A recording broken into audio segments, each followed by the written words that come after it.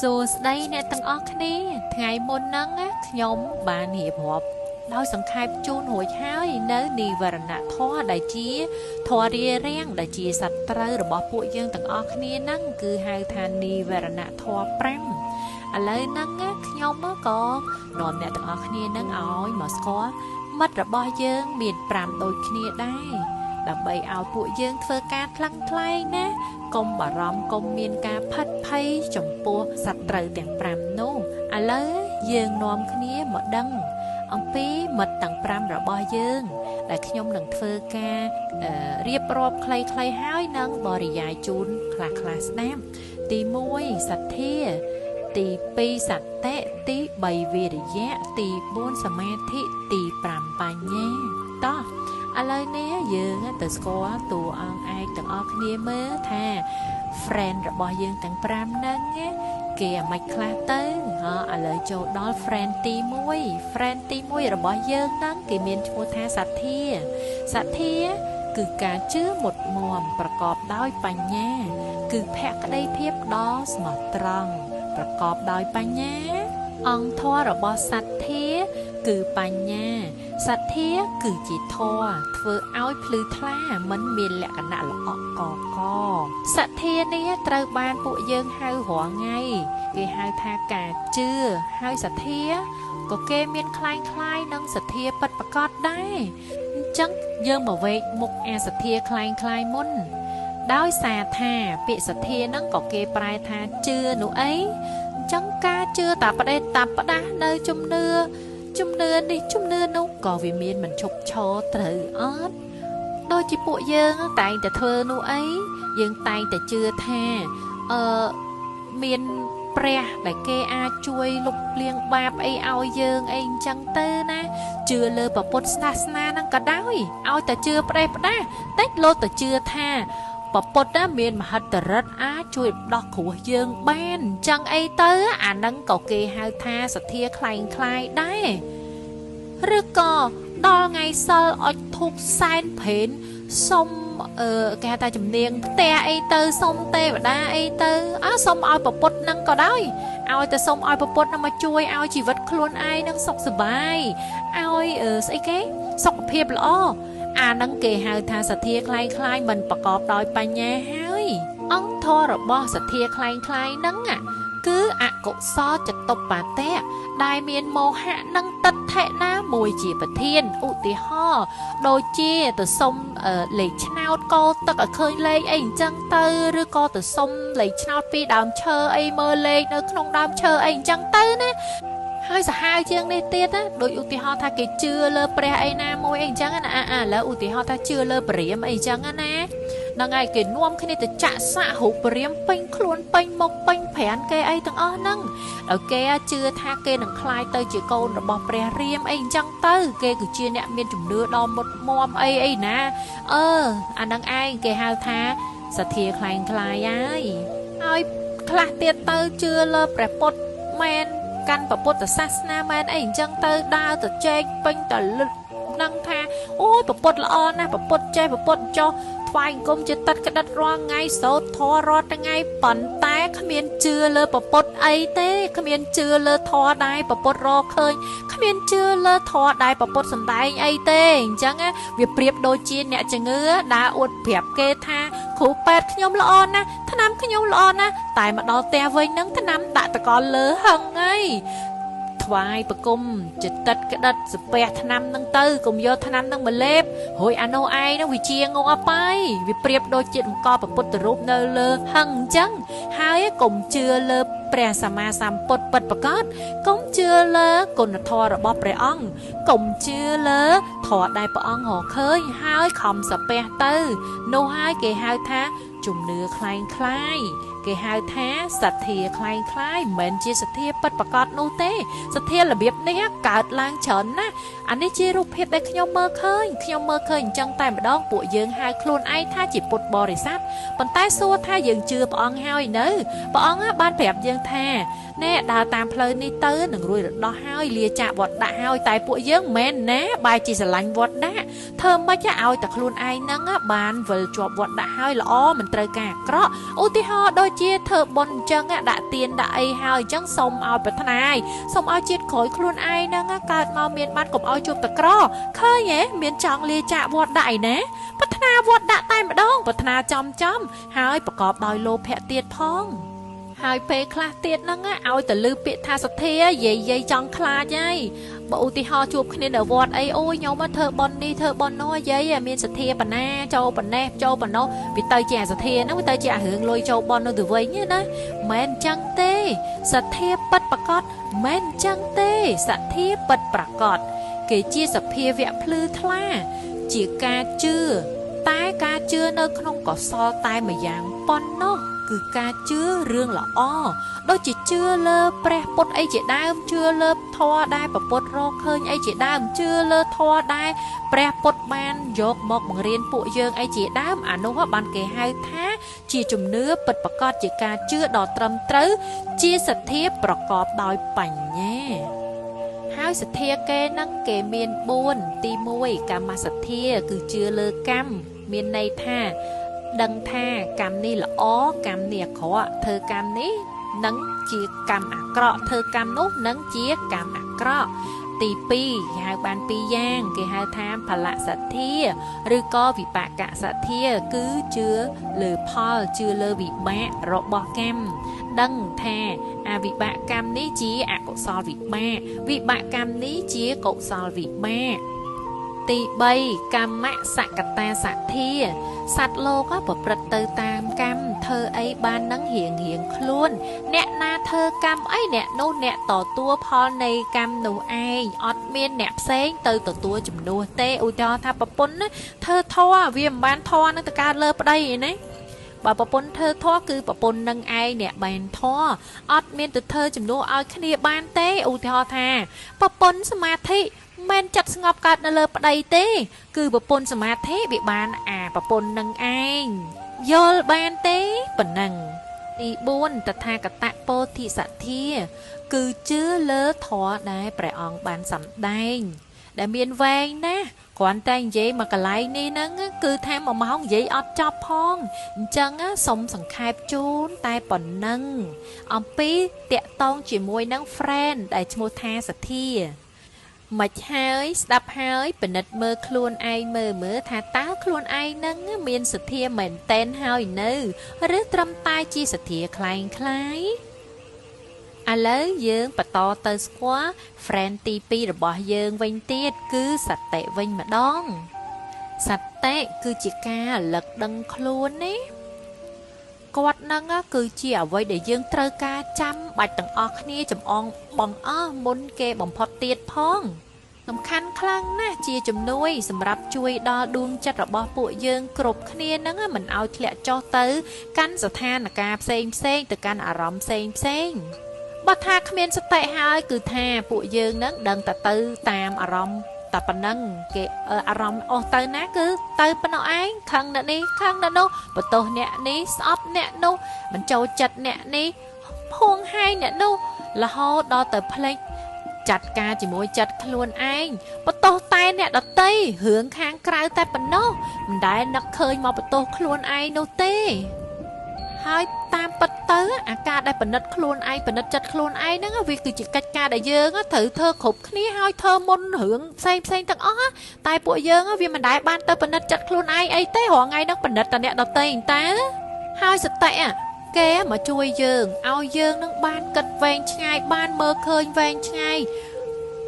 មិនមើលឃើញខ្លីទឿទេពេលអ្វីណាពេលអារម្មណ៍ណាមួយមកប៉ះពាល់ដល់ចិត្តយើងនឹងមិនទៅជាប់ជំពាក់ជាមួយអារម្មណ៍ទាំងនោះទេសតិគេមានតួនាទីសំខាន់ណាស់ក្នុងការតាមដានចិត្តបើអត់សតិហើយគឺថាចប់ហើយចិត្តនឹងអវើវាយចិត្តម្ដងសុខម្ដងវាកើតទុក្ខម្ដងវាល្អម្ដងវាអាក្រក់ម្ដងវាអញ្ចេះម្ដងវាអញ្ចោះម្ដងវារត់ទៅនេះម្ដងវារត់ទៅនោះម្ដងទៅលិចម្ដងទៅកើតមិនចេះឈប់មិនចេះឈរទេមានតែសតិតែមួយប៉ុណ្ណោះ đã ái tam toàn đừng chặt tha chặt nâng á, bông tự cách ấy hay vía có bông nơi nè sắp tệ chui dương á ôi khục khốn nữ cột so là thoa tiền lai bán hơi bằng quái bằng chia cột so tiền lái á chạy tranh bị dương bán sắp tệ kế cứ chia tu ông đo sầm khăn chui sầm rọp sầm rô plơ đập bay áo vô nì sao mà nè sakara năng cao miền bán hay tạc can na chặt rồi bao dương á miền vô nì sao mà nè sakara hơi cứ pe nó cột so là thoa ải kiên tư sắp tệ đo bật bạc cọt á cứ kỳ nơi tạc hàng này cột so là thoa tê mà nô chia chở nắng chè vô chở lon tha sắp tệ nắng đây chăng vậy tha thơ ấy cái đó chỉ tu tới ọt sạch tệ nó cứ vì ọt cao thế cái hai mình nuôi ọt sạch tệ mình nuôi phải say sạch coi chả rác ban ta sạch tệ nơi tin ấy mình sầm tay lơ tu on sạch tệ chăng thế cứ kê sầm tay vô tu on sạch tệ đại bạc cọp chỉ môi năng cọ sao là chặt tay phần nó kỳ nơi không này sao phần nạ chê ta sắc kê chỉ tu on chê ta sắc các khang phần này là o pe taสเตะการล้างนึงก็สลัดทอแตงลายนึงวิการอดแบนเตสเตะเก๋การมาช่วยอุปธรรมความโถจัดเยื้องเอาตามตอนเนื้อให้กาบเซ่ได้การล้างจำพวกดวงจัดระบายเยื้องสเตะเก๋เฟอร์การรวมจีมวยไปแง่จังสเตะนั่งคือจีทอเน่าหนึ่งทอดเอาเตยเตี้ยแตงดองเก๋ละอคลังนะจำบัดคลังนะได้เยื้องขบเนี้ยตรึกาสเตะเฟอร์เจียมเหมือนแพ้ตาอดสเตะหายนังกุศลทอแตงลายได้เมียนโมหะเจียประเทศเวียตดามขึ้นกาวเด็กขนมจัดเยิงหายต่อเติมปะต่อเตี้ยเยิงแต่สกอเฟรนตีใบระบายเยิงเตี้ยเก๋เมียนชโมปรู้ฮะนะชโมแก่ทาวีริยะนั่นว่าคือเจียสิกได้เพียเยี่ยมคล้าฮานอุซารังมอม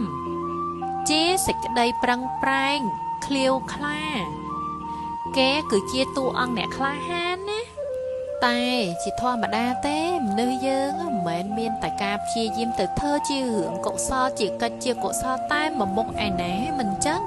hưởng có so đó có bộ dương to su chia diêm từ phơ việt đấy pro tha vì để dạ nắng kê chỉ thoa để cao bán tiền không cậu so nắng cậu so là chân tại không tì ní ná đại sầm đai vô chỉ mật phẹ rồi bao dương nắng cứ dương sầm đai vô vì rồi dạ tại nơi không này cổ so thơ cách chia cổ so tại bỏ con nó chừng này ai vì rồi dạ đại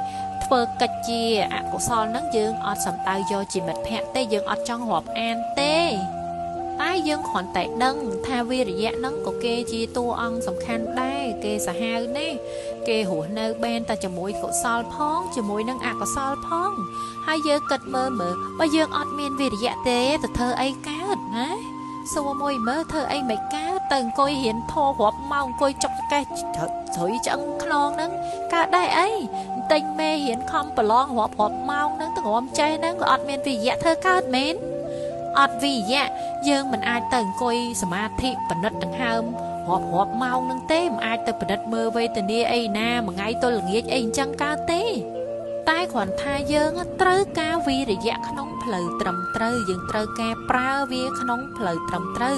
dương ọt trơ cá vi để dạ đây mình trầm trơ nô tê vì pro tha vi để dạ nè bà pra mình trầm trơ với cừ xả hai cô ở khai nè nè tai kê nâng có miền phiệp cô ai lạnh chỉ ti pin chết chỉ ti thở ca phàm ban đai hay mạch ban nhom hiền vậy tha vi để dạ nâng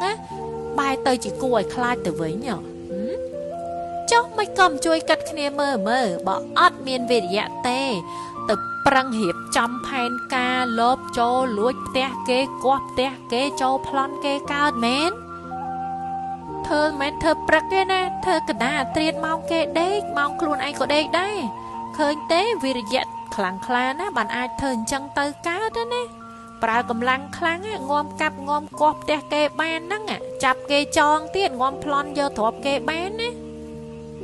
ให้บอดวีดิยะเต้tưสำหรับมนุษย์กับกองไม่กล้าดะกองโจตูตะก็ไม่แบนดะตามวิธีนะบอดเมียนวีดิยะถือการคอมผึ่งเพลงครั้งนะขนมเปได้tưสำหรับมนุษย์เจียดมดังนะทั้งคนนะมันเนื้อ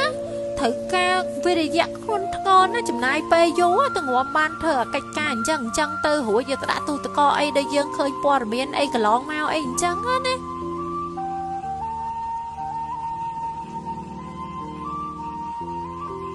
យបើអត់វិរិយៈទេទៅស៊ីផឹកជាមួយពួកម៉ាក់ទល់តែម៉ោង2ភ្លឺមិនបានក្អួតផងអីផងនេះពេលស៊ីផឹកប្រឹងស្រែកផងប្រឹងនិយាយផងពេលខ្លះប្រឹងច្រៀងទៀតរំទៀតប្រើកម្លាំងទៀតអត់វិរិយៈធ្វើអត់ចាញ់ទេណាហើយចំពោះបងស្រីវិញប្រុសបានដែរមានប្រុសខ្លះអញ្ចឹងដែរអត់វិរិយៈហ្នឹងដើរ shopping brand កាបូបអីណាទំនើបផ្សារទំនើបអីតាំងពីព្រឹកវល់ល្ងាចមិនបាច់ទៅថាផ្សារទំនើបទេផ្សារអីអូឡាំពិកអស័យអីក៏ដោយអត់វិរិយៈហ្នឹងដើរបានមែនមួយថ្ងៃវល់ល្ងាចហ្នឹងអត់ចុកជើងទេអីហើយបើអត់វិរិយៈធ្វើអាក្រក់ទេណាទៅចាប់អស់ប្រពន្ធកូនគេអីយកមកម្លប់កដាភ័យអីកើតមែនអត់វិរិយៈធ្វើបានមែនហើយបើអត់វិរិយៈទេហ្នឹងអង្គុយនិយាយដើមគេមួយថ្ងៃវាស់ល្ងាចជាមួយពួកម៉ាក់ចុកខ្នងចុកចកេះបានមែនតាំងពីព្រឹកដល់យប់អីវ៉ាន់នេះជារួមទៅវិរិយៈក៏គេសាហាវត្រង់នឹងឯងក៏ប៉ុន្តែវិរិយៈបើប្រើនៅក្នុងផ្លូវល្អវិញគឺថាមហាអស្ចារ្យមហាលោតផ្លោះគឺតម្រូវការយ៉ាងចាំបាច់អត់វិរិយៈ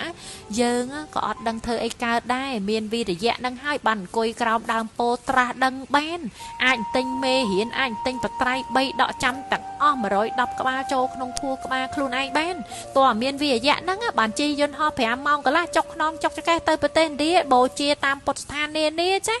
ជិះឡានបន្តទៀតមកកន្លែងទៅមកកន្លែងតាមពុទ្ធស្ថានសិតតែ2-10ម៉ោងកន្លែងខ្លះដូចព្រៃហើយមកពៀនអី7-10ម៉ោងចាអត់វិរិយៈហ្នឹងទៅមិនរួចទេដូចជាឡើងភ្នំសមណគោត2គីឡូដីកម្ពស់2គីឡូដីចម្ងាយផ្លូវ7គីឡូកន្លះ7-8គីឡូដើម្បីទៅថ្វាយបង្គំប្របាទរបស់ព្រះសម្មាសម្ពុទ្ធអីអញ្ចឹងនេះធ្វើកើតមែនបើអត់វិរិយៈហ្នឹងតែនិយាយដល់ត្រង់នេះហ្នឹងគឺថា admin ហ្នឹងចាប់ផ្ដើមស្រឡាញ់វិរិយៈខ្លាំងមែនតែនហ្មងដោយសារថា admin ហ្នឹងទៅតែត្រឡប់មកពីភ្នំសមណគោតថ្មីនៅប្រទេសស្រីលង្កាហ្នឹងឯងអញ្ចឹងបានថាវិរិយៈហ្នឹងគេកើតបានទាំងកុសលធម៌និងអកុសលធម៌វាស៊ីសងលើយើងហ្នឹងចេះប្រើប្រាស់វិរិយៈនៅក្នុងផ្លូវណាតែប៉ុណ្ណឹងបើសិនជាប្រើនៅក្នុងផ្លូវខុសវាក៏នាំយើងនឹងកើតអកុសលអញ្ចឹងទៅហើយត្រៀមចុះនៅនរកហើយបើថាប្រើផ្លូវត្រូវអាហ្នឹងមានមនុស្សមានសួរជាភូមិឋានបន្តឥឡូវយើងអាចស៊ីម៉ោងគេច្រើនបានពេកទេដូច្នេះចូលដល់ friend ទី4ម្ដងយើងនាំគ្នាទៅស្គាល់ friend ទី4របស់យើងគេមានឈ្មោះថាសមាធិគ្រាន់តែលើពាក្យថាសមាធិនេះពួកយើងគឺនិយមប្រើប្រាស់ណាស់ហើយនៅក្នុងសង្គមយើងសពថ្ងៃហ្នឹងស្អីក៏សមាធិដែរតែប្រយ័ត្នច្រឡំសមាធិហ្នឹងវាមានមែនហើយអត់សមាធិហ្នឹងវាធ្វើការងារអីក៏វាមិនកើតដែរក៏ប៉ុន្តែសមាធិនៅក្នុងទីនេះគេតួអង្គល្អគេតួអង្គឯកគេគឺជាតួអង្គដែលធ្វើឲ្យចិត្តស្ងប់រងាប់គឺជាការធ្វើឲ្យចិត្តហ្នឹងមូលក្នុងអារម្មណ៍ក្នុងជីវិតរបស់ពួកយើងហ្នឹងការងារអីក៏ដោយក៏ត្រូវការចាំបាច់ដែរសមាធិនោះនិយាយធម្មតាគ្រាន់តែហូបបាយហ្នឹងអត់សមាធិហ្នឹងក៏ញុកបាយខុសមាត់ដែរធ្វើម្ហូបហ្នឹងហ៊ានតែអត់សមាធិហ្នឹងបងអំបិលប្រៃឡប់ពេញហ្នឹងលើហ្នឹងហើយចិត្តបន្លែវិញតែអត់សមាធិហ្នឹងដៃខ្លួនឯងចេញឈាមនឹងបដ ாய் ហ្នឹងឯងហើយសមាធិនេះមិនមែនតតែទៅអង្គុយបិទភ្នែកនៅក្នុងមជ្ឈមណ្ឌលគេទៅហៅថាសមាធិនោះទេយើងធ្វើអីហ្នឹងក៏វាពិតជាត្រូវតែមានសមាធិមែននឹងឯងអត់សមាធិហ្នឹងគឺថាបកាច់ងាប់អស់ហើយបើកឡានបុកគេបុកឯងដើរឆ្លងខ្នល់ឡានបុកងាប់ក៏មានណាឧទាហរណ៍ដូចជាស្រីរបាំអីអញ្ចឹងរំលើឆាដៃត្រូវប្រឹងពុតប៉ែនមិនអញ្ចឹងទឹកមុខអីមិនត្រូវប្រែប្រួលទៅតាមបទចម្រៀងដែលគេត្រូវរាំអញ្ចឹងទៅត្រូវញឹមខ្លះទៅត្រូវសេតត្រូវធ្វើកាយវិការសពបែបយ៉ាងហើយជើងនោះក៏ត្រូវប្រុងប្រយ័ត្នខ្លាំងណាស់មិនអញ្ចឹងហើយអាណាដែលរាំផងមកមើលជើងផងអត់ទេត្រូវតែមានសតិបូកជាមួយនឹងសមាធិគ្រប់គ្រាន់បើមិនអញ្ចឹងទេហ្នឹងធ្លាក់បកាច់ធ្លាក់ពីលើឆាកបាក់ដៃបាក់ជើងងាប់ឥឡូវហើយអ្នកធ្វើការ office វាយកុំព្យូទ័រអីអញ្ចឹងក៏ដោយណាអ្នកពេលបំពេញការងារក្នុងម៉ោងការងារអីហ្នឹងតែហ៊ានអត់សមាធិហ្នឹងវាយកុំព្យូទ័រខុសដៃខុសអក្សរឥឡូវហ្នឹងបើគ្មានសមាធិទេកំពុងតែអង្គុយរៀនស្ដាប់គ្រូបរៀនយើងហ្នឹងក៏អត់ដឹងថាគ្រូនិយាយពីអីដែរអារម្មណ៍ដឹងហោះហើរទៅណាបាត់ហើយលាក់នឹងលាក់ឧទាហរណ៍ច្រើនណាស់ប៉ុន្តែសូមបញ្ចប់ឧទាហរណ៍តែប៉ុណ្្នឹងសមាធិត្រូវតែជាសមាសមាធិ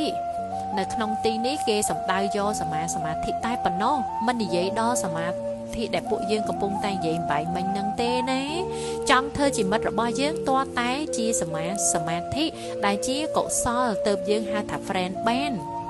សមាធិត្រូវតែចាញ់ពីចិត្តបរិសុទ្ធតែមួយមុខប៉ុណ្ណោះបានគេហៅថាមិត្តរបស់យើងបើមិនអញ្ចឹងទេសមាធិធម្មតាដែលកើតមានប្រចាំថ្ងៃតែប៉ុណ្ណឹងយើងអត់រាប់អានជាមិត្តភ័ក្តិរបស់យើងទេមិត្តភ័ក្តិរបស់យើងហ្នឹងត្រូវតែតួអង្គជាកុសលតាមមុខប៉ុណ្ណោះហើយតួអង្គសមាធិនេះគេលយណាចេញមកហ្នឹងកំចាត់អាសត្រូវផ្សេងអស់បដ ឲ្យតែថាមានសមាធិត្រឹមត្រូវសមាធិហើយអាតួអង្គផ្សេងស្អីកាមឆន្ទៈអីក៏កំចាត់ដោយសមាធិបានណាព្យាបត្តិអីក៏កំចាត់ដោយសមាធិបានដែរហើយជាពិសេសថៃណមិត្តអីសមាធិជួយបានទាំងអស់ចាហើយអាកុកចៈស្អីណាអីហ្នឹងអវើអវាយអីហ្នឹងអែបគៀនទៅបើសមាធិជាសមាធិគឺថាសត្រូវទាំងឡាយអើយហ្នឹងក្អកមួយទេហើយតួអង្គចុងក្រោយគេមានឈ្មោះព្រោះខ្លាំងណាឈ្មោះគេបញ្ញន្ត្រីឬដែលយើងហៅជាទូទៅថាបញ្ញានឹងឯងបញ្ញាគឺជាការដឹងតែបានដល់ការដឹងនៅភាពជាអនិច្ចៈទុក្ខៈអនត្តាទុក្ខៈសមុទយៈនិរោធៈមគ្គសច្ចៈកម្មនិងផលរបស់កម្មអីនោះមិនគេហៅថាបញ្ញាមែនតែនព្រោះបញ្ញាហ្នឹងក៏គេមានបញ្ញាคล้ายនិងបញ្ញាពិតប្រាកដដែរហើយបញ្ញាពិតប្រាកដនេះគេបានដល់ការដឹងនៅសភាវៈធម៌ដែលចាក់ធ្លុះនៅធម៌ទាំងឡាយដែលជាធម៌មិនវង្វេងក្នុងអារម្មណ៍តែបញ្ញារាប់បានថាជីវិតភៈតតែជាបញ្ញាដែលកើតនៅក្នុងសោបនៈចិត្តតែប៉ុណ្ណោះមិនរាប់យកបញ្ញាคล้ายដែលពួកយើងនិយាយគ្រប់គ្នារាល់ថ្ងៃនោះទេដូចជាបញ្ញាសម្រាប់ប្រើប្រាស់គេហៅថារបរចិញ្ចឹមជីវិតអីអញ្ចឹងទៅណាដែលប្រកបដោយលោភៈខ្លះទោសៈខ្លះមោហៈខ្លះអីអញ្ចឹងទៅប្រើល្បិចកិច្ចកលគេហៅថាឆ្លាតខាងខូចអីអញ្ចឹងគេអត់រាប់ចូលជាបញ្ញាដែលយើងរាប់ជាមិត្តភ័ក្តិយើងហ្នឹងទេហើយអាបញ្ញាคล้ายហ្នឹងវាបន្លំគ្នាជាមួយនឹងអាលោកម្នាក់ទៀតឈ្មោះសញ្ញាអានោះវាបន្លំគ្នាជាមួយនឹងបញ្ញាហ្នឹងស្តៀងតែគ្នាទេតែយើងមិនដឹងហ្នឹងវស្មានតែបញ្ញាខ្ពស់អីទៅក៏ពិតសញ្ញាសោះឧទាហរណ៍បើថាបញ្យល់ទេបញ្យល់បន្តិចឧទាហរណ៍ដូចជាយើងរៀនអីឆាប់ចាំអីអញ្ចឹងណាស្រាប់តែគ្រូបញ្យល់អីអភិធម្មអីណាទៅអូចាំបានផ្លែតស្រាប់ស្រែកថាអូអញមានបញ្ញាខ្លាំងមែនទេប្រយ័ត្នច្រឡំជួនកាលសញ្ញាវាធ្វើការលះទេតួបញ្ញាមែនតែនហ្នឹងតតែដឹងពីរូបធម៌នាមធម៌បានគេហៅថាបញ្ញាមែនតែនហើយមិនមែនដោយពួកយើងដែលយើងហៅរាល់ថ្ងៃថាអូកូននេះមានបញ្ញារៀនជាប់បាក់ដប់អីណាសញ្ញាបត្រឌីប្លូមសញ្ញាបត្រអីបណ្ឌិតអីអូអាហ្នឹងគេអត់រាប់ចូលក្នុងបញ្ញាយើងនេះទេខ្ញុំនឹងមិននិយាយច្រើនទេខ្ញុំនិយាយតែខ្លីៗបន្តិចដើម្បីកុំឲ្យម៉ោងពេលរបស់វីដេអូយើងនឹងវែងពេកមិត្តទាំង5នេះគឺជាមិត្តដ៏អស្ចារ្យណាស់ចូលរាប់អានពួកគាត់នឹងឲ្យបានច្រើនហើយកុំបារម្ភអំពីសត្រូវទាំង5នោះគ្មានសត្រូវណាអាចចូលមកធ្វើបាបអ្នកបានឡើយបើអ្នកមានមិត្តល្អទាំង5នេះនៅក្បែរខ្លួនចូលខិតខំប្រឹងប្រែងរក្សាមិត្តទាំង5នេះឲ្យបានល្អឲ្យនៅជាប់ជានិច្ចជាមួយនឹងខ្លួនឯងដើម្បីការពារសត្រូវនឹងឲ្យចាក់ចេញពីខ្លួនយើងសត្រូវវាមិនហ៊ានវាយលុកយើងទេពួកសត្រូវទាំងនោះនឹងខ្លាចមិត្តភ័ក្តិទាំង5របស់យើងនឹងឯងតែមានមិត្តភ័ក្តិទាំង5នេះហើយពួកសត្រូវទាំងអស់នោះកុំចង់មហកអែបគៀនចូលយល់ពីរបៀបប្រើប្រាស់របស់មិត្តទាំង5នេះឲ្យបានត្រឹមត្រូវយកមកប្រើដើម្បីការពារខ្លួនពីសត្រូវទាំង5នោះខ្ញុំបានរៀបរាប់ជូនស្ដាប់រួចហើយសង្ឃឹមថាបានជាគតិជួយដល់អ្នកទាំងឡាយនឹងឲ្យរួចខ្លួនកិច្ចខ្លួនណាការពារខ្លួនរវាងខ្លួនពីអកុសលធម៌ទាំងឡាយហើយចម្រើនកុសលធម៌ជំនួសវិញជាចុងបញ្ចប់ខ្ញុំសូមជូនពរសព្វសត្វទាំងអស់ទាំងមនុស្សទាំងអមនុស្សសូមឲ្យអ្នកទាំងឡាយនឹងបានរួចផុតចាកទុក្ខបានជួបតែសុខពិតគឺព្រះនិព្វាន